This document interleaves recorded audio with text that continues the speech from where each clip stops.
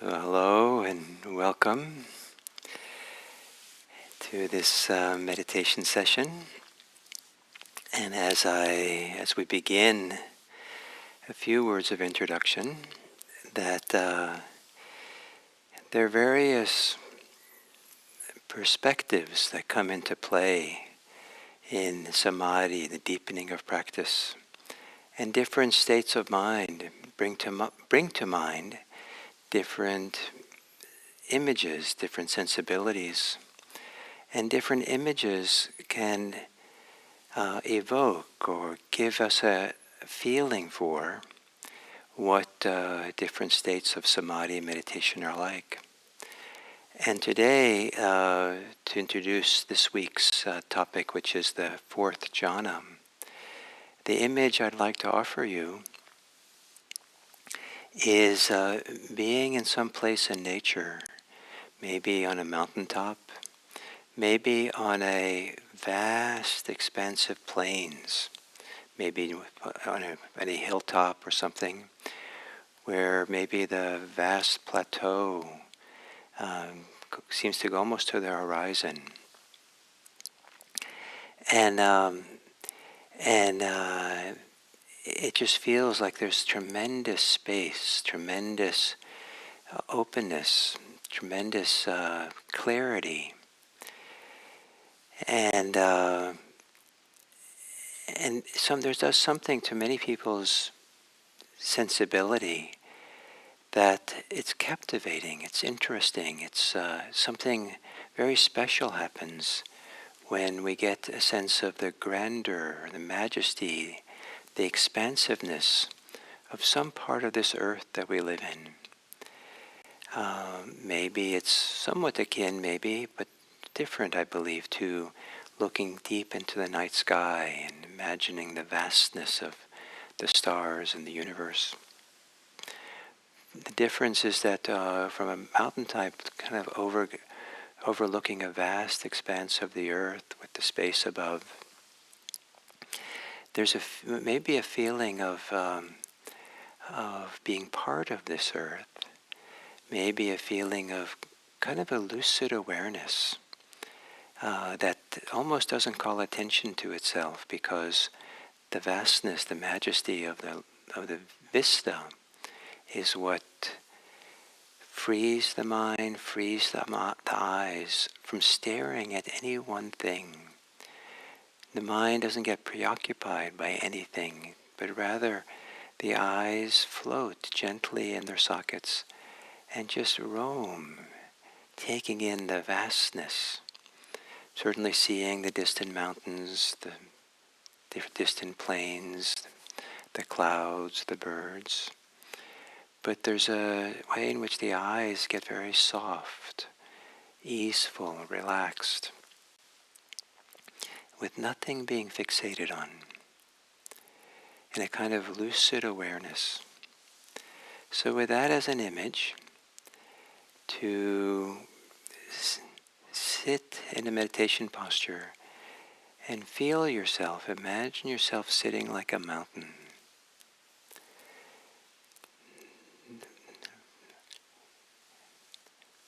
Or if you're lying down, imagine that you are laying on a high mountain ridge. You are the mountain ridge, solid and stable.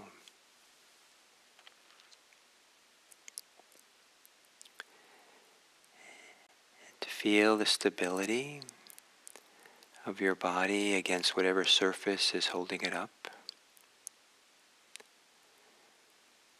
And to gently close your eyes.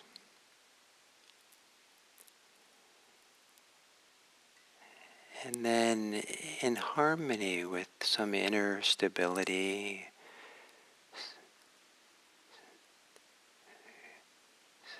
weight, the substantiality of this body, in a speed and a fullness that's in harmony with it all, gently take a few fuller breaths. And as you exhale, relax and settle into this mountain, settle into the stability of here.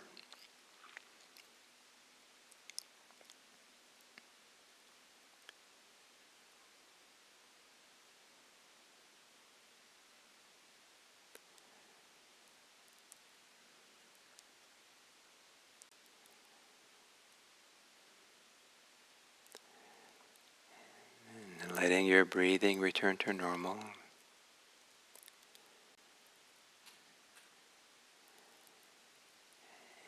And on the exhale, continue a process of relaxing, softening in the body.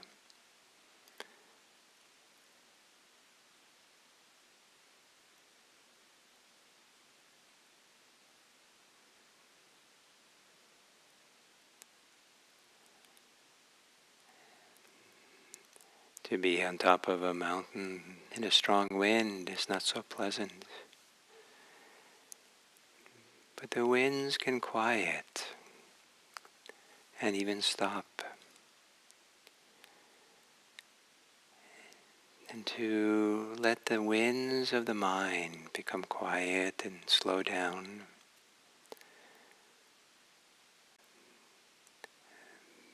The energy and activation of thinking. The tension associated with thinking. The movements in the mind that is thinking.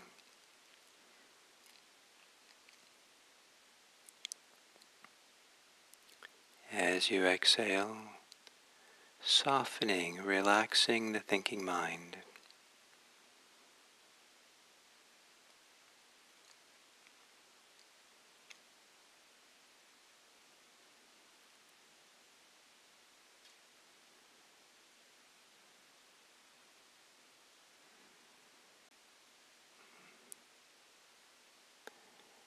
As you sit quietly, soften your eyes, as if the eyes could rest in their sockets.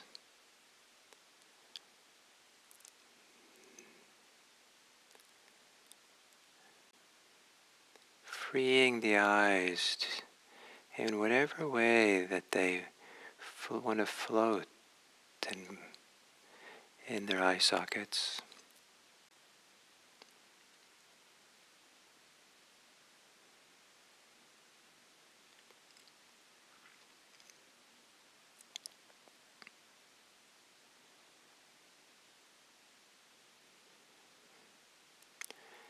And settling the awareness into the body breathing.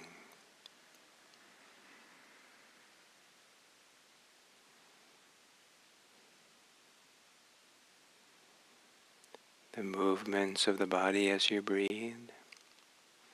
The sensations that appear and disappear as you breathe.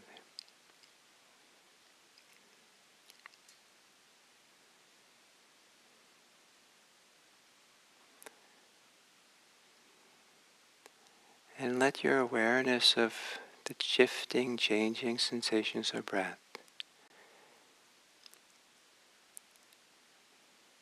be relaxed, soft, as if you're on a great mountain,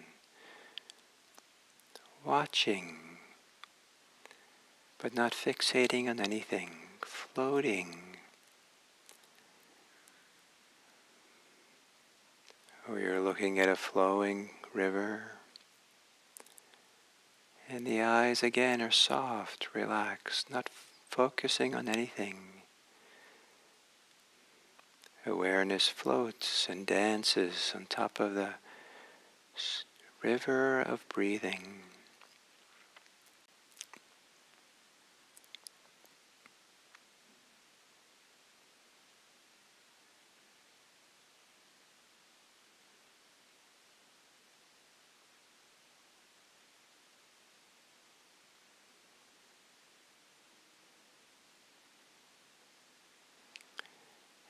breathing occurs.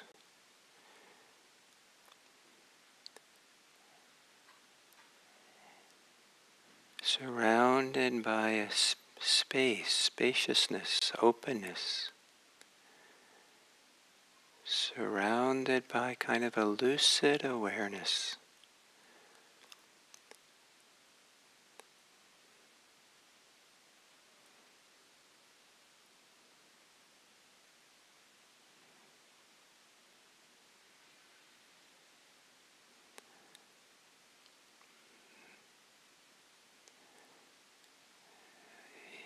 Even if there are thinking going on, there's something else that's more important than whatever you're thinking about. This, the broad view, lucid awareness of the body, breathing, of the relaxed awareness.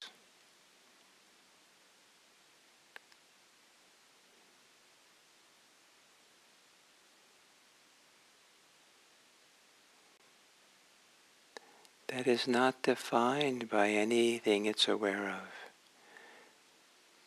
but roams and floats, gently touches whatever comes into awareness. And that floating can be on the river of sensations associated with breathing. Or it could be broader, wider, where the whole body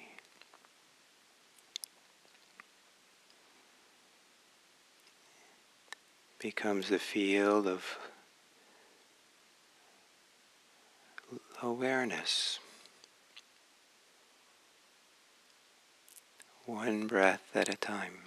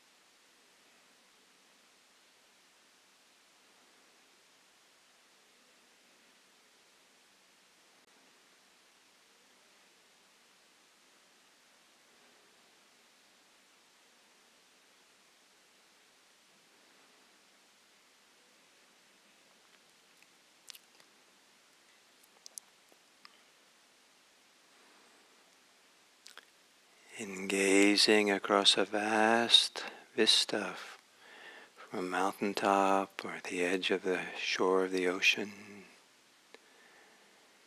the eyes roam and open to take the vastness in without being for or against anything that's there in the eyesight. In the majesty of this overview of vast space of the earth, the details of what's happening recede from the judging mind, preoccupied mind. Vast space, vast view. taken in an a lucid awareness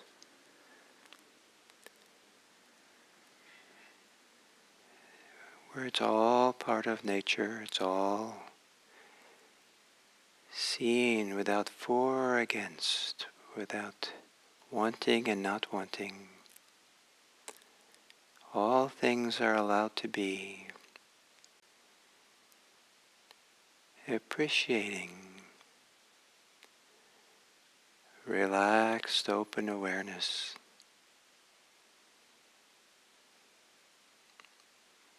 In which all things come and go,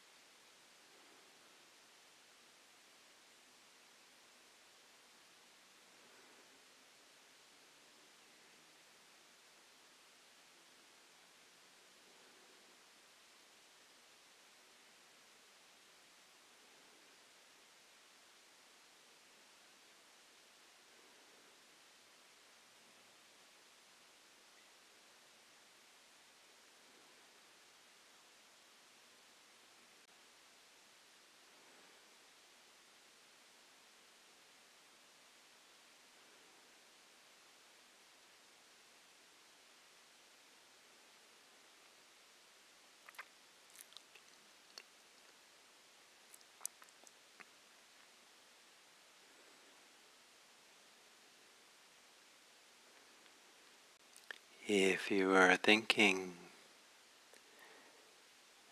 feel your way beyond the edges of your thoughts. Feel your way to the spaciousness, the openness that's beyond the narrowness, tightness of preoccupation.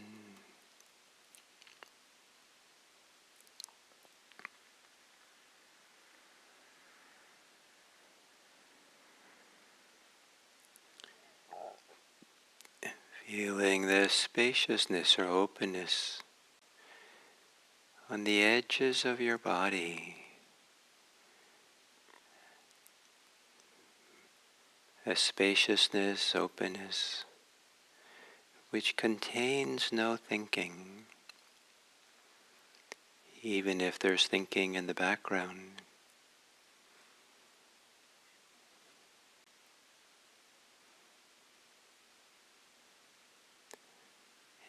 And feeling in your body the silence in which the body operates. Even if your mind is thinking thoughts, let them be in the background, fading away. Each thought allowed to fade as it appears, but centered on the silence of the body, the awareness which is silent, non-verbal. A silence that saturates, permeates the body.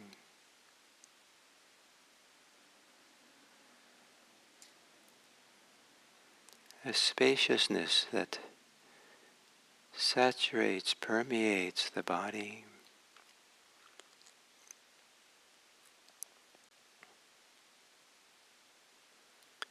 Allowing your awareness to gently float or roam in the spaciousness, in the silence, not picking up anything or fixating on anything.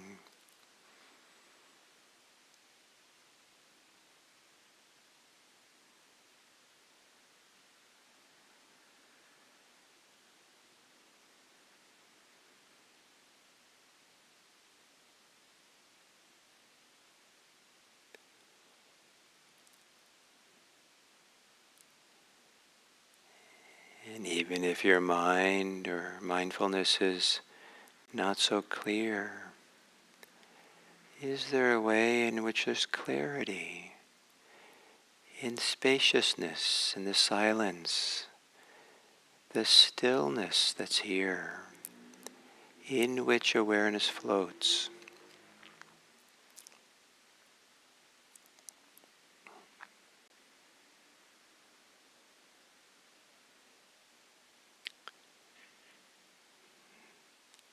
Perhaps a field of lucid awareness.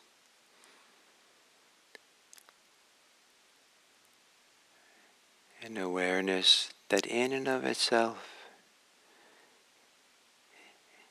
is not reactive, not for or against. Allows all things to be themselves as the sky allows a cloud to be itself.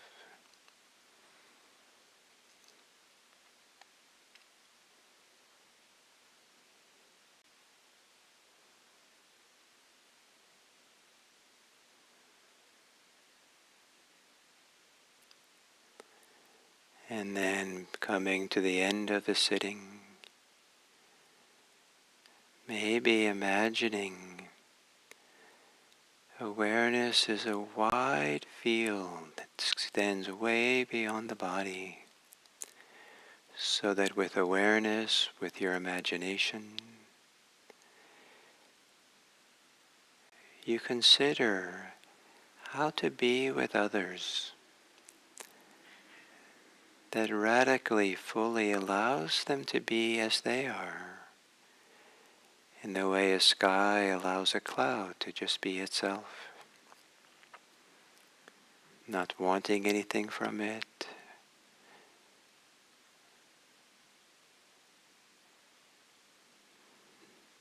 not reacting to it, and an awareness in which you're independent, free of others.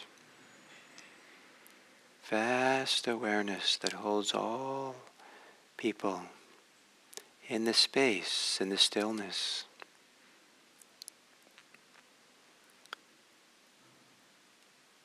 That can be the medium for your care, your kindness, your love. That's unruffled, unafraid, unresisting, wishing with a magnanimous mind and heart, may all beings be happy, may all beings be safe, may all beings be peaceful, may all beings be free. And as a minimum, may I provide these things for others in how I hold them in my awareness, how I hold them in my heart. May all beings be happy.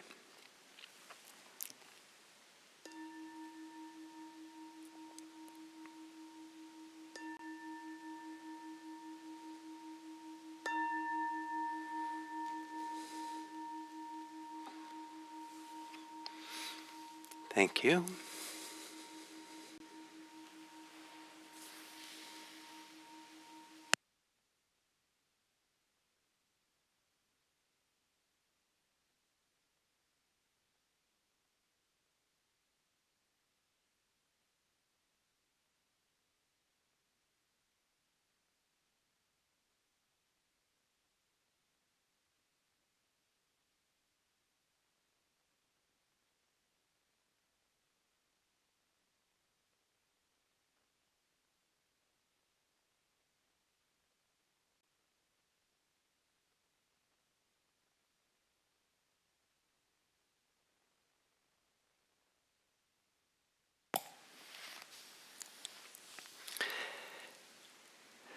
So, hello and welcome to this Monday, beginning of the week continuation of Samadhi, the theme of Samadhi. And today, this week, we begin the fourth jhana, which is, in some ways of understanding, the deepest of the jhanas. Sometimes there's a list of 8 jhanas, but in the teachings of the Buddha, the final 4, he calls the 4 bases, the 4 kind of fields, maybe. And and what's called jhana is reserved for just these first 4.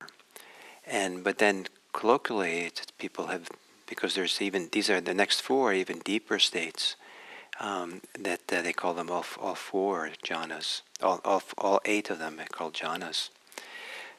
But we come to a very significant step in the Buddha's teachings around the 4th jhana, because it's a time when the mind is most malleable, most ready, most at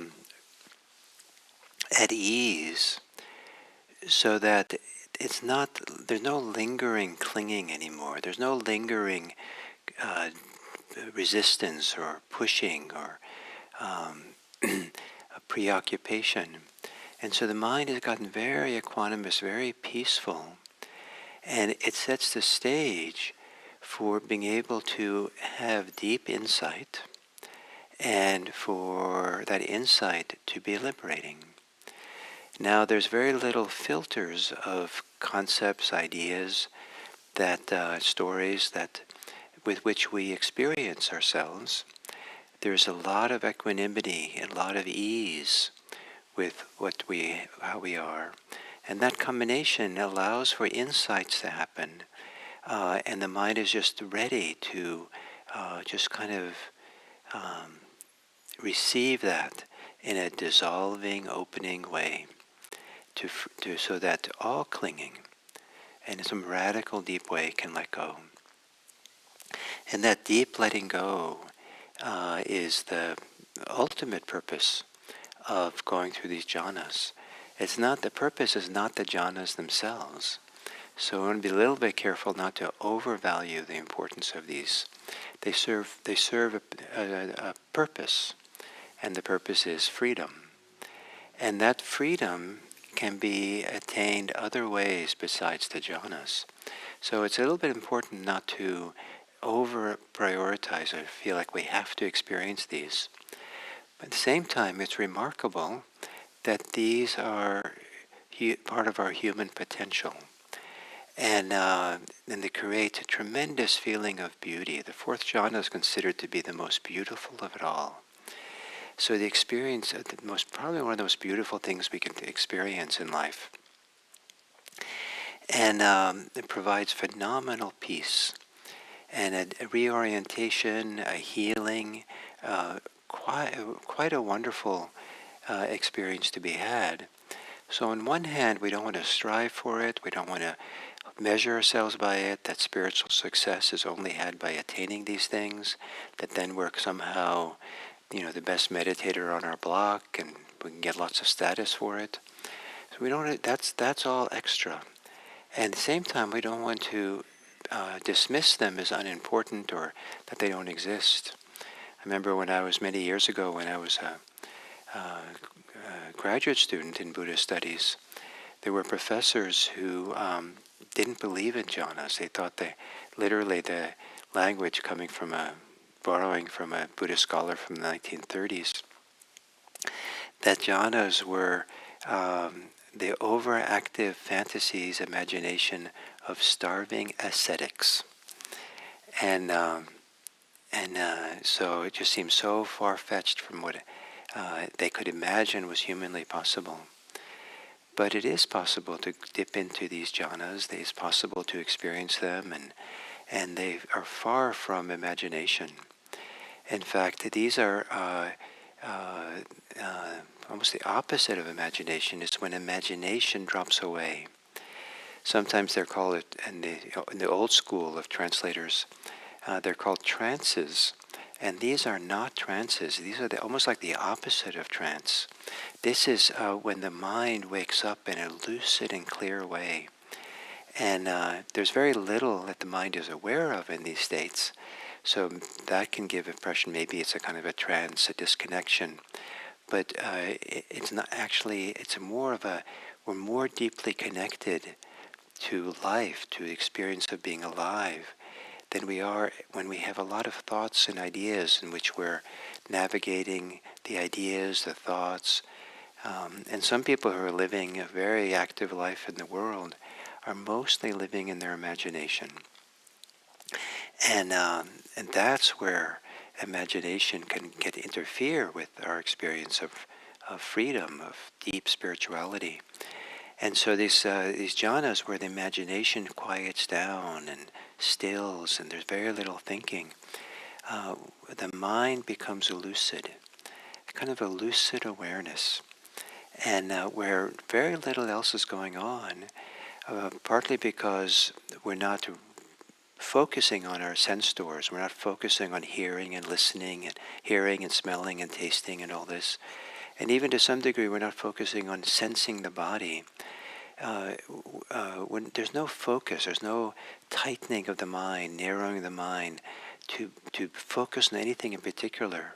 It's more like we're floating in this vast sea, of a lake of the third jhana, but where now even the water disappears.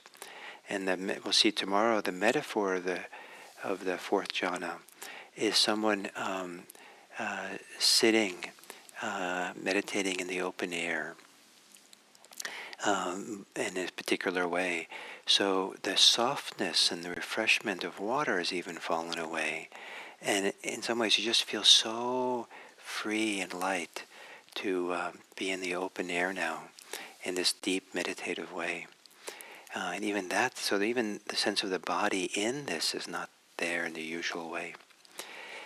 So it's a kind of a lucid awareness that's very equanimous, very peaceful. And in both the third and the fourth jhana, there is equanimity. But it seems that in the third jhana, the equanimity has a little bit more substance. It's its own thing. In the fourth jhana, awareness and equanimity are the same thing, just about the same thing. It's like a compound word. Equanimous awareness, aware equanimity. It's just this. There's no texture. There's no flavor. There's no substance to either the awareness or the equanimity. And you can almost not say it's a thing. It's almost like what's left in the absence of in great space. Can you say that as the sky is equanimous as a bird flies through it? I mean, we don't attribute consciousness to the sky, but the mind doesn't react to it, but the mind holds it. It's like you don't. Equanimity is not a thing that is done. It's just that there's no movement of reactivity whatsoever. So it's called equanimous awareness, aware equanimity. So I'll read to you the description, and the description of the fourth jhana and the metaphor are shorter than the earlier three jhanas, and that's maybe appropriate given that there's so little happening now. It's so little to describe. So letting go of pleasure and pain. How do you let go of pleasure and pain? That's a koan. That's like a what? That doesn't make any sense. You have pleasure and pain, but if you have pleasure and pain, can you let go of it? Well, certainly the mind can let go of its orientation, preoccupation with it. Letting go of pleasure and pain with the disappearance of mental happiness and mental suffering. So this is something very different is going on here. There's no pleasure and pain, no mental happiness and suffering at all in this state. One enters and abides in the purity of equanimous awareness of the fourth jhana. And so the only description of the fourth jhana is the absence of happiness, mental happiness and mental suffering. A phenomenal state to be in. There's no suffering whatsoever. And there's no pain and no pleasure. Now, this can be seem like very dull. There's nothing. But this is one of the most sublime, peaceful feelings of well-being that is possible for a human being. And so the description, maybe it doesn't, you have to almost experience to see, oh, this is good. One abides in the purity of equanimous awareness of the fourth jhana. One sits pervading this body with a pure, clear mind, so that no part of the entire body is untouched by the pure, clear mind. So the word pure here, some people don't like to use it in their spiritual life. It can also mean clean. So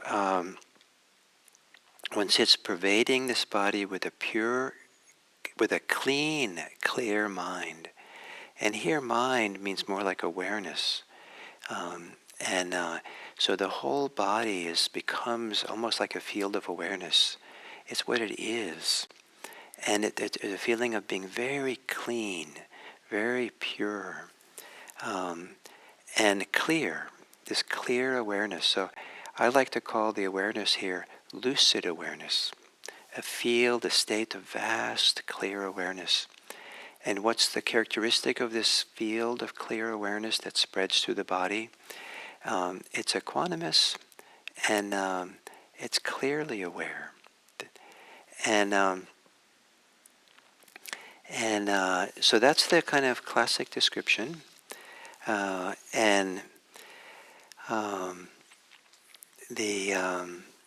we'll go spend this week kind of going into it with a little bit more detail and look at the metaphor and so forth. And my hope is that, having done these now over 50-day sessions on Samadhi, that as we go into the fourth jhana, I'm not expected to go into it, but maybe there's some way that you can kind of feel the edges of it, or kind of feel some qualities of it that give you a sense of what this might be when it's complete and full. And if not that, I hope it's at least inspiring that this is a potential for each person's heart and mind. So thank you very much, and look forward to continuing.